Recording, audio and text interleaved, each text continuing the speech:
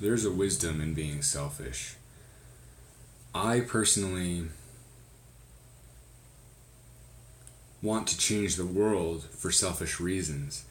I want a more peaceful world, a more loving world, because that's the world I personally want to live in. It just so happens to be that everyone else also has to benefit for this world to exist. Selfishness is not a negative emotion or a negative way of thinking. Now, you would say in response to that, well, what about all these one percenters or all these rich and wealthy and power hungry people that are so selfish and it's all about them? And what I say about them is that they're not selfish enough. They're settling. They have chosen money and power over love. And that they don't believe that they're worthy of love, so they have settled for power. They have settled for wealth, or wealth in a monetary sense. But if they truly understood and truly were courageous enough to be purely selfish, they would ask for the greatest thing, which is love.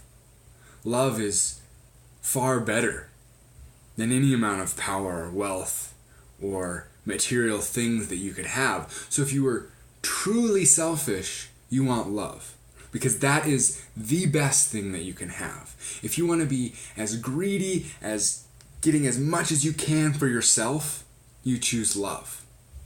And so these people that we call selfish actually, in a sense, have a lack of belief in themselves, a lack of self-esteem, a lack of faith that they deserve love, that they can have love, and that they have settled. So, in yourself, asking for the greatest thing that you can possibly imagine is not selfish. Well, in a sense it is selfish, but pure selfishness is also selfless. You must realize, in order to have entirely what's best for yourself, that is also, in a sense, what is best for everyone around you. And so in a sense, selfishness and selflessness are the same thing. In order to have entirely what's best for yourself, you must be selfless. And this is, once again, we come back to a paradox, that pure selfishness and selflessness are the same thing. That if you are purely selfish, you are purely selfless. That for purely selfish reasons, I want to be a selfless person.